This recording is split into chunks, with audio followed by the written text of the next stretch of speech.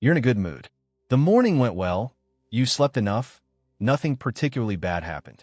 Then you meet a coworker in the hallway, or sit next to a friend during lunch, or take a 20-minute phone call with a family member. And by the time it's over, you feel heavy, tired, slightly irritated for no clear reason.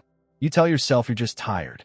You tell yourself it must be something you ate, or maybe you didn't drink enough water, or maybe the stress finally caught up with you. But here's what nobody told you. You didn't generate that feeling. You caught it. Just like a cold, just like a yawn, your brain absorbed someone else's emotional state and began producing it in your own body, without asking your permission, without giving you any warning, and without leaving a trace of where it came from. This is called emotional contagion, and it is one of the most documented, most studied, and most ignored forces shaping your daily experience. Psychologists Elaine Hatfield and John Cacioppo spent decades mapping exactly how this works, and what they found changes everything you think you know about your own emotions. By the end of this video, you're going to understand why you feel what you feel around certain people, why some conversations leave you drained for hours, and most importantly, what you can actually do about it. There's something coming near the end of this that most people never consider, and it explains why some relationships feel like sunlight and others feel like slow poison even when nothing dramatic ever happens. Let's start with what's actually happening inside your brain when you walk into a room full of people. Your nervous system, from the moment you were born, is wired for one primary social function: reading other human beings. Not reading as in understanding their words. Reading as in scanning their faces, their posture, their muscle tension, the speed of their breathing, the micro movements around their eyes and mouth that happen. Faster than conscious thought. This scanning process runs constantly in the background, below your awareness, and it happens through a system involving what neuroscientists call mirror neurons. Cells in your brain that activate not only when you perform an action or feel an emotion, but when you observe someone else performing that action or feeling that emotion. The brain does not cleanly separate self from other. When the person next to you tenses their jaw, your jaw muscles receive a faint signal to do the same. When someone laughs genuinely, the muscles around your eyes begin to mirror the movement. When someone is anxious, your autonomic nervous system starts preparing for threat. This is not metaphor. This is measurable, documented physiology. And here is where it gets more important. Your brain then reads the signals in your own body and uses them to infer what you are feeling. It works backwards. The body moves first, the feeling gets labeled second, which means you can absorb someone else's emotional state into your muscles and nervous system before you have any conscious awareness that anything happened at all. Hatfield's research, published first in 1993 and expanded through decades of follow-up studies, showed that this process is essentially universal. Every human being, regardless of culture or background, is susceptible to emotional contagion. But susceptibility varies enormously between individuals. People who are high in emotional sensitivity, who tend to be empathetic, who pay close attention to faces, who are skilled at reading social cues, are significantly more vulnerable to absorbing the emotional states of others. What looks like a gift becomes, in the wrong environment, something closer to a liability. Now, think about the people in your own life. Think about the one who always seems to be in crisis. The one whose problems spill out in every conversation, whose anxiety fills the room, whose negativity has a texture you can almost feel in your chest. You probably already know that spending time with them is expensive. You probably already know that you need recovery time afterward. But what you may not have understood is that this is not a personality conflict, and it is not a failure of your patience or compassion. Your nervous system is doing exactly what it evolved to do, synchronizing with the people around you. And the cost you're paying afterward is the cost of running someone else's emotional program inside your own hardware. There is something that nobody talks about here, and it is this. The emotion does not announce where it came from. By the time you feel irritable or anxious or deflated after spending time with a certain person, the feeling has already been metabolized into your system. It feels like yours. It has your voice, your thoughts, your internal narrative attached to it. You don't think, I am feeling their anxiety. You think I am anxious. And from there, the mind does what minds do. It starts looking for reasons. It finds them.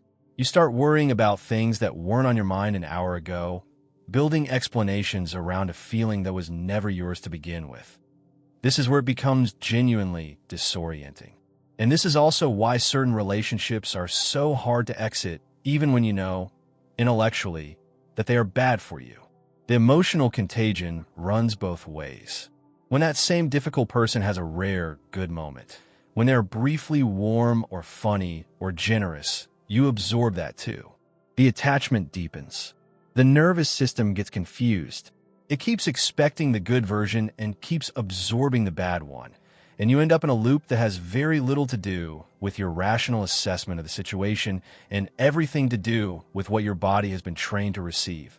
Research from the University of California, San Diego, conducted with a sample of over 700,000 people, demonstrated that emotional contagion operates even through text alone, through social media posts with no faces, no voices, no physical presence whatsoever.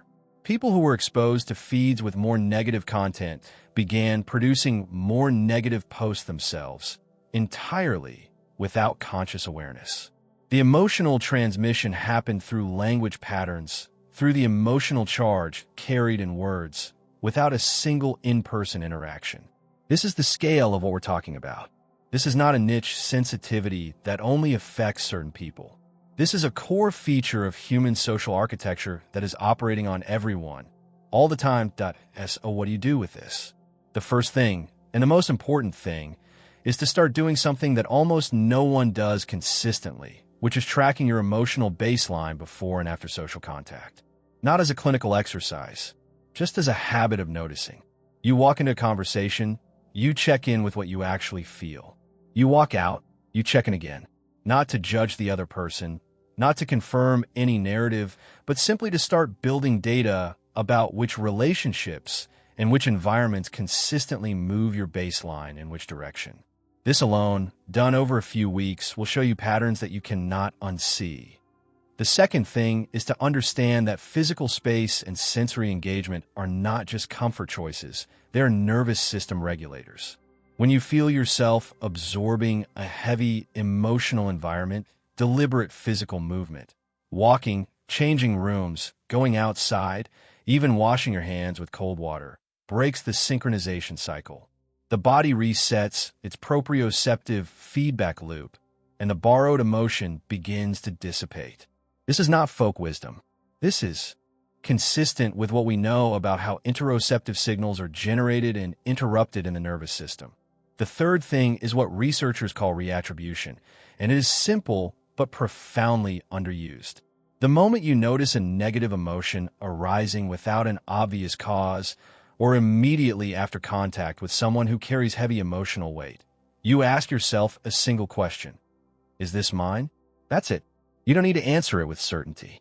The question alone interrupts the automatic labeling process, creates a small gap between the feeling and the narrative you're about to build around it, and gives your prefrontal cortex a moment to participate in a process that normally happens entirely below conscious awareness. The fourth strategy involves something that sounds obvious until you consider how rarely people actually do it deliberately. Choosing who you spend the most time with based on how those people's nervous systems affect yours. Not their character, not their intelligence, not even how much you like them in the abstract. How does your body feel after 2 hours with this person? Do you leave with more energy or less? Do your thoughts feel clearer or foggier? The people you spend the most time with are not just shaping your mood in the moment. They're calibrating your emotional baseline over time. They're training your nervous system in what to expect from the world. This is one of the most consequential decisions any person makes, and most people make it almost entirely by accident. Here is what this means for you. You are also not as separate from the people around you as you probably assume. Your emotional life is partly a collective phenomenon. It is being shaped in real time, right now, by every person in your daily environment. Understanding this does not make you more fragile. It makes you more precise. It gives you the ability to look at a pattern that has been running in your life, maybe for years, and see it clearly for the first time. Not as a mystery, not as a flaw in your character, but as a mechanism. And mechanisms, once you understand them, can be worked with. You have spent your whole life absorbing the world around you. Now you know what that means.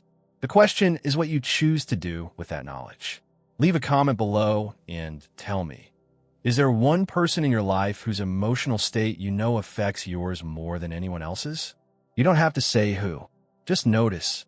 And if you want to understand another invisible force that has been shaping your behavior without your knowledge, the next video is already waiting for you.